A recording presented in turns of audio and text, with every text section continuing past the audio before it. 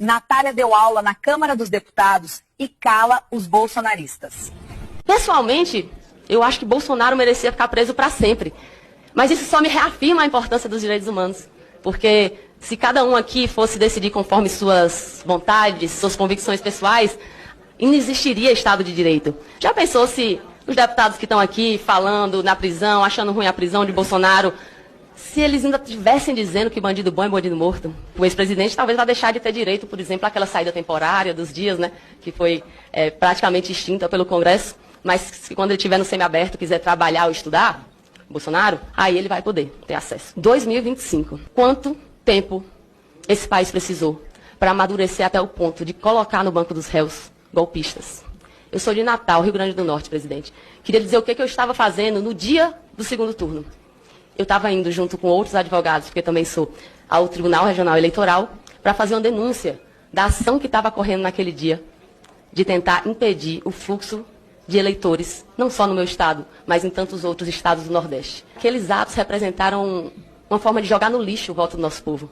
O meu povo nordestino teve, de forma especial, naquele dia, o seu direito, daquele o mais elementar do exercício da democracia, embora não se resuma a ela, de votar. E a gente está falando aqui de pessoas que tinham como prática não só um discurso violento, não só um fomento à violência, um incentivo ao ataque à violência política de gênero, ao racismo, mas a gente também está falando de pessoas que costumavam homenagear ditadores que matavam, estupravam, ocultavam cadáveres que até hoje seguem desaparecidos. Pessoas que chegaram a homenagear quem comandava sessões de tortura em que se introduzia na vagina de mulheres um rato vivo. Isso é abjeto. Pessoas que, quando o nosso povo estava no seu momento mais duro, vivendo a pandemia, as pessoas morrendo, indo embora, enquanto tinha um presidente que debochava e ria, enquanto o povo brasileiro era levado ao abismo. Quantas coisas podem ser atribuídas ao ex-presidente Bolsonaro? É um traidor da pátria, é um inimigo do povo brasileiro, ladrão e contrabandista de joias, adorador de torturador, estelionatário, frouxo, fujão, chefe de organização criminosa, covarde, organizador de rachadinha, parceiro de miliciano, assassino. Coveiro ele disse que não era, né?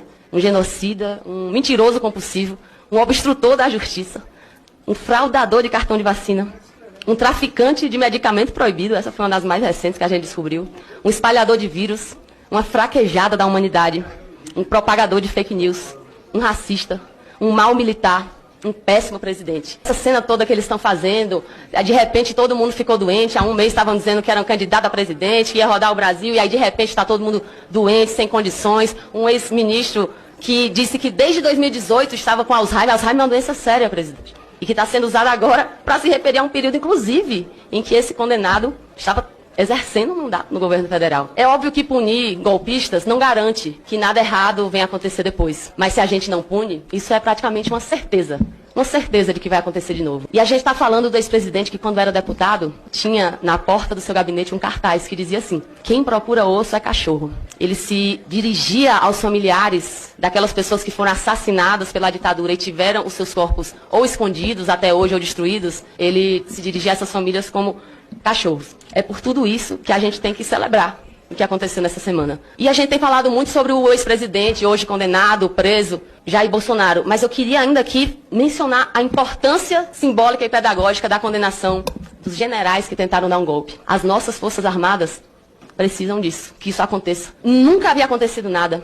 Segue no STF hoje uma discussão sobre a validade ou não de uma antiga lei da anistia, que foi feita para evitar a perseguição que aconteceu na época e posteriormente foi deturpada para que se deixassem impunes torturadores, estupradores, assassinos, e tudo isso ficou para debaixo do tapete. Nunca se puniu. Várias senhoras morreram sem receber os remanescentes mortais dos seus filhos. Várias senhoras morreram sem nunca ter um túmulo onde deixar flores. E a condenação desses generais agora, é preciso lembrar que não é o último passo, porque essas pessoas não podem carregar ainda consigo o nome das Forças Armadas. Essas pessoas não podem ter o direito de serem tratados com privilégios enquanto